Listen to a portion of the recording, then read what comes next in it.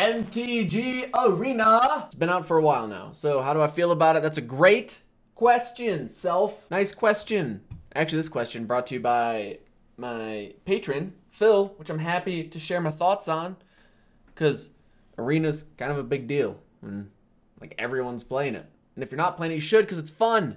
But there's pros and cons to it, like everything in life, right? So let's just review some pros and cons. Not Cons of Tarkir, that'd be a fun set to review. Didn't play during it. I'm gonna quit rambling, let's get into it.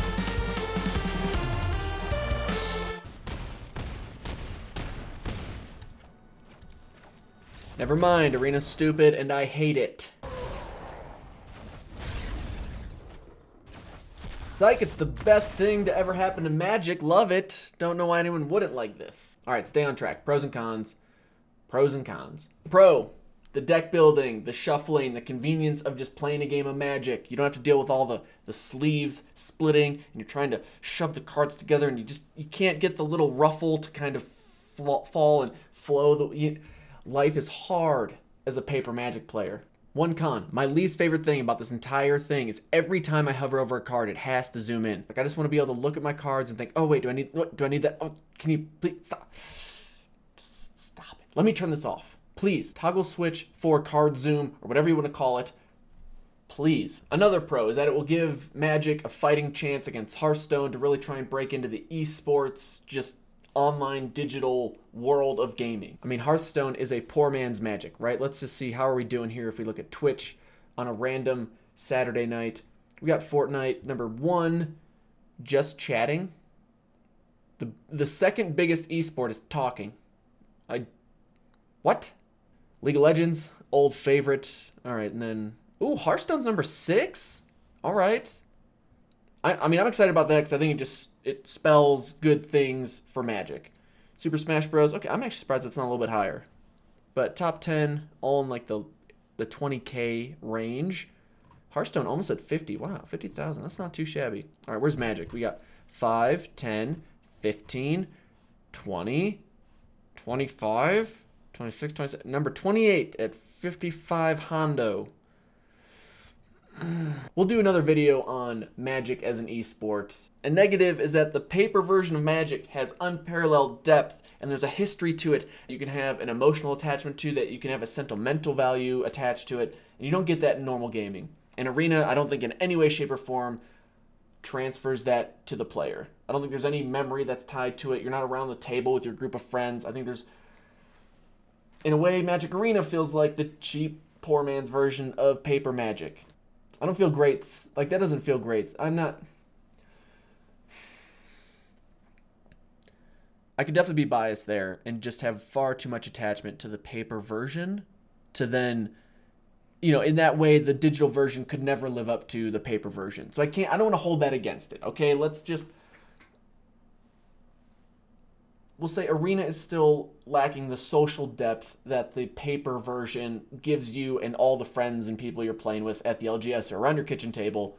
We'll just kind of shoo that off to the side. You know what I'm saying? I'm not attached to my decks in Arena. I'm not attached to the collection I've built up. It's kind of there. I'm like just trying to fill voids with wild cards and build decks that I can test quickly. You know, there's no connection. There's no labor and sleeving and unsleeving, and I guess that brings me to another pro, which is I can net deck and test out decks and check out what strategies I want to try out far easier and far quicker and more conveniently than I ever could in paper Magic. I mean, I can throw a deck together in literally a minute, play games. I could play 3-4 games with it before I'd even have the chance to write down a paper Magic deck list. Say I want to build Ravenous Rats.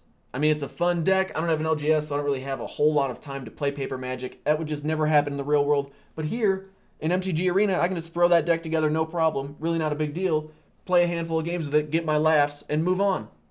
But then that brings me to another con, in that everyone can just net deck the same deck, and you're going to run into that as soon as you start getting on the ranked ladder. 2 or 3 different versions of the same 2 or 3 decks, 90% of the time. I mean, I don't know if that's a con per se, but in some ways it's kind of nice to have that local game store meta that you can just enjoy and adapt to and work through, instead of everyone just going to the internet and saying, best Arena decks, tier 1 Arena decks. But there's positive and negative aspects to the convenience of deck building in Arena. Like, who would play Is It Drakes? Who would do that? Honestly, man. Moving on. But a pro is that it lets you build your collection out quite easily. You don't have to stress about, should I buy I really want to buy some boosters, I really want to buy a box and just build my collection in case I want to play with these cards later on. If you're the type of person who it's hard to spend money on packs unless you're drafting, and even then you're like, I'd rather just spend this 20 bucks and finish this deck. Start a new commander deck, something like that. You know what I mean? But in Arena, you don't mind. You can kind of throw cards into your collection. You can open up the packs that they give you, which is really nice with the challenges. And when you draft and you get cards, you're just kind of happy. Yeah, they need to work on having more than 4 of something that you can't use more than 4 copies of. Obviously not the greatest feeling, but at the end of the day, it's still kind of fun building a collection. It gets sorted far easier than it does me trying to fit them in my binders and boxes and sort them by set and by color. And Numbers Guy is definitely not the most helpful when it comes to that. Great. Another knock, though, and I think I kind of already brought this up, is that I don't feel that attachment to the art in the cards. I feel like there's something missing watching it, looking at it on a screen, than holding the card in person. And I think if I harken back to when Dominaria got spoiled, right? The list for Dominaria cards was all released, but there was no art with the cards. And I think that was a huge eye-opener to, wow, the Magic art, the art of each card really does bring it to life, really does give you that immediate connection to it. It just helps your brain realize what that card is far quicker than you actually trying to read the text in any way.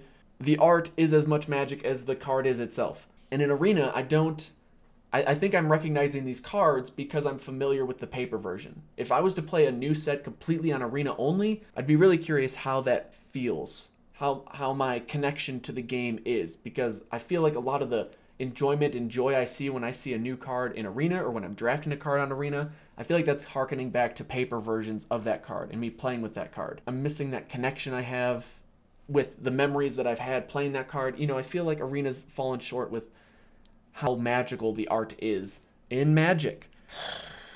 So cheesy, dude. So cheesy. Pro and con, again reiterating another point, is that you can play a lot of games, which is super convenient. Trying to test out a deck, you just want to see how something works. You can play a lot of games, but I think it's also led people to conceding far earlier than you would in a paper version. Like for me personally, if I'm playing someone, and unless I'm just having a terrible night, if I'm playing someone and their deck is just going off and they're killing it and you can see they're smiling like, yes, draw this card, play this, start doing this, turns are happening the way that they want. In a way, I really enjoy that because they put time and effort in, they built this fun deck and it's working. And I enjoy watching that and just seeing it work out. But on Arena, it's like 4 turns. I mean, you have plenty of games, right, where people just concede before anything even happens. They're like, mulligan to 5, nope, dumb, moving on. And I don't like that. At least I hope it's not reinforcing that kind of behavior where it's like, if I don't have a perfect starting hand, I'm just not even going to waste my time with it. Or if I have to mull anything past 6, it's, forfeit and move on. Because in one way, you're missing out on that skill set of really having to evaluate your plays in the moment and make sure that you're getting the most value. There is something to be learned in a skill set there. But with how quick and convenient Arena is, I'm curious, especially for new players, how that's influencing their play patterns and their mindset going into games early on and like later on into their experience as a Magic player. Is it really even an issue though? I don't know. I'd say I'm not a fan of it, but whether or not it really translates into someone playing paper Magic or how they would interact with people at an LGS, you can't just read into that too much. It just seems like it may be reinforcing or at least giving people a negative impression depending on where they fall in their time to concede on Arena. Especially when I'm trying to, I got to attack with 30 creatures and you concede when I've attacked with 1 after turn 4.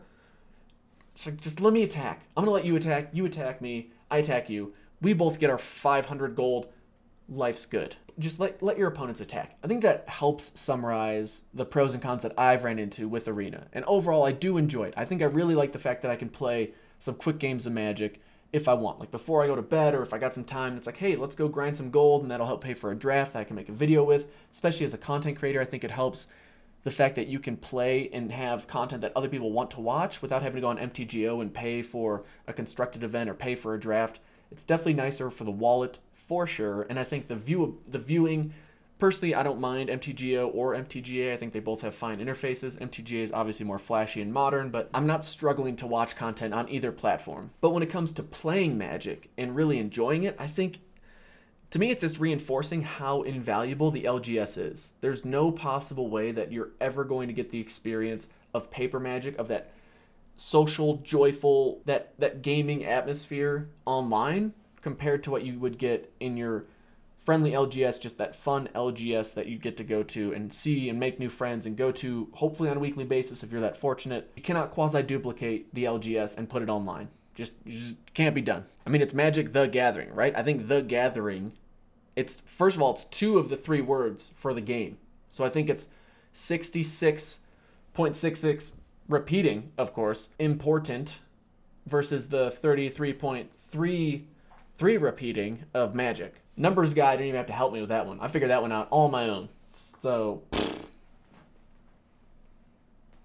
maybe I'm off here. Maybe people are just content or even overjoyed to be able to sling spells whenever they want against anonymous people. But to me, there's something to be said about people sharing in that memory of you having a sweet game or having a sweet top deck or building a fun deck and it working out and everyone, or you getting to, you know, hang out and support your friend who's having a good time. I think there's a lot to be said about that part of the game. When you're playing people on Arena by yourself, I mean, yeah, you can challenge your friends, but if you're just, you know, grinding out games, no one's really getting to see those sweet plays. No one's really there high-fiving you. There's not that camaraderie, you know?